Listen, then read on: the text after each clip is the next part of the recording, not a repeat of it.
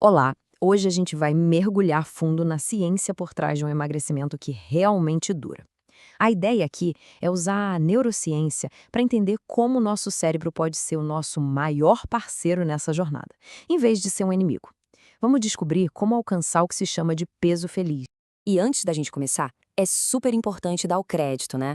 Todo o conteúdo que a gente vai analisar hoje vem de uma aula prática da psicóloga Mônica Leite, que é a criadora do método Peso Feliz. Foi material que ela compartilhou de forma muito generosa com a comunidade dela, e agora a gente vai destrinchar os pontos principais. Então, para começar, vamos com uma provocação, uma pergunta que muda o jogo. E se o verdadeiro segredo para emagrecer de vez não tiver nada a ver com o que está no prato, mas sim com o que se passa na nossa mente? É exatamente isso que a gente vai explorar. Bom, vamos lá. O nosso primeiro ponto é entender quem é que manda de verdade nesse processo todo. E a resposta é o cérebro. Porque, olha, antes de qualquer mudança visível no corpo, a transformação de verdade tem que acontecer primeiro lá dentro da nossa cabeça.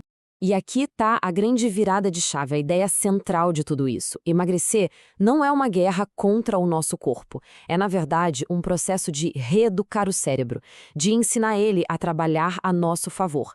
Quando o cérebro está regulado, o corpo simplesmente responde.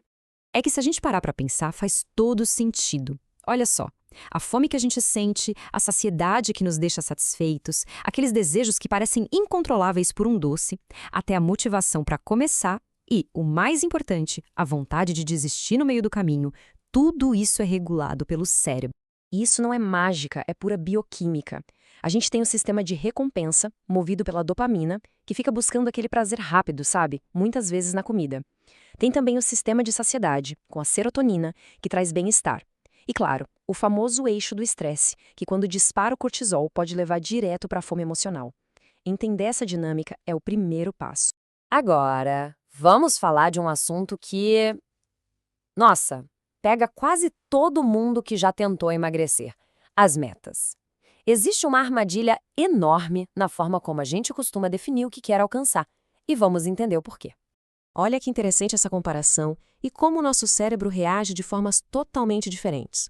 Uma meta tradicional, tipo perder 10 quilos, para o nosso cérebro soa como uma ameaça gigante. Isso ativa o estresse, o medo de falhar. Agora, uma meta reguladora, como fazer 3 refeições com atenção por dia, isso é um comando claro, pequeno, possível. Isso traz para o cérebro uma sensação de organização, de segurança. É algo que ele entende que consegue fazer. Tá, então como é que a gente constrói essas metas do jeito certo? O método Peso Feliz propõe uma estrutura genial de 5 camadas. Pense nelas como andares de um prédio, que trabalham juntos, desde a nossa biologia até o nosso propósito de vida. A base de tudo, o alicerce, é a camada neurobiológica. O objetivo aqui é bem direto: arrumar a casa, regular a química do cérebro. Coisas simples, como dormir bem, para baixar o cortisol, ou garantir proteína no café da manhã, para ter mais saciedade, são ações que preparam o terreno para todo o resto. Subindo um degrau, a gente chega na camada emocional. O foco aqui é virar um detetive das nossas próprias emoções. É identificar o que dispara a vontade de comer sem fome, é estresse, tédio, solidão. A partir daí, a gente começa a buscar outras válvulas de escape que não sejam a comida. E aí vem a terceira camada, a cognitiva. Aqui, a gente trabalha com aquela vozinha interna, sabe? É onde a gente desafia aquele pensamento clássico do já comi um bombom, estraguei tudo, agora eu vou chutar o balde. A ideia é trocar essa autocrítica por uma auto-orientação, com mais gentileza. A quarta camada é a comportamental. É aqui que a mágica dos hábitos acontece de verdade. O foco não é em sacrifícios absurdos, mas em pequenas coisas feitas com consistência. Uma caminhada de 15 minutinhos, um planejamento básico das refeições. A repetição transforma isso em algo automático. E lá no topo, a gente tem a camada de propósito. É aqui que a gente conecta todo esse esforço com algo muito maior, com a nossa identidade. Cuidar do corpo deixa de ser uma punição e se transforma num ato de autocuidado, de amor próprio. É uma forma de honrar a própria saúde.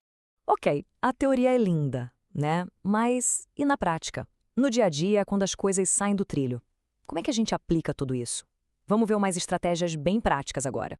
Aqui está uma das partes mais libertadoras do processo. Entender que uma recaída não é um fracasso, é só um dado, um sinal de que algo precisa de ajuste. E o protocolo para lidar com isso é simples e muito poderoso.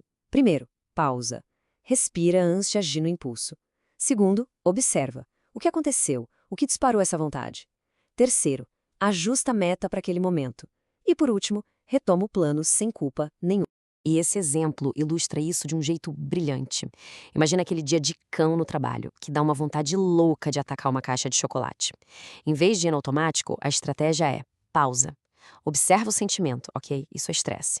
Ajusta o plano. Em vez de chocolate, vou dar uma volta de 10 minutos. E depois, pronto. Retoma o caminho saudável. Simples, prático e sem julgamento. E para fechar, um ponto fundamental para essa jornada ser sustentável, a gente precisa mudar a régua com que medimos o nosso sucesso.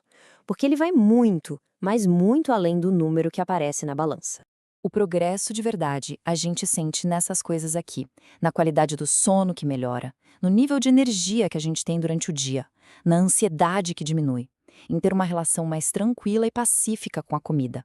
E claro, na consistência de manter os hábitos, mesmo que pequenos. Esses são os verdadeiros sinais de que o cérebro está se regulando. E essa frase, nossa, ela resume a essência de tudo. A mudança que fica não é sobre perder peso. É sobre se tornar uma pessoa que se cuida, que valoriza a saúde como parte de quem ela é. É a identidade que segura os novos comportamentos no lugar.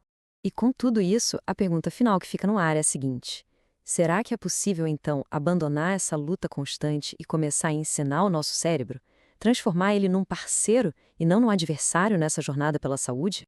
Para quem gostou dessa conversa e quer continuar aprofundando nesses conceitos, a recomendação é seguir o canal Peso Feliz lá no YouTube. O conteúdo de lá dá continuidade a tudo isso que a gente viu. E para quem ficou com vontade de conhecer a estrutura completa do treinamento, com todos os módulos e detalhes, o caminho é o site oficial, o pesofeliz.com.br. Lá tem todas as informações sobre o programa. Com isso, a gente encerra essa análise de hoje.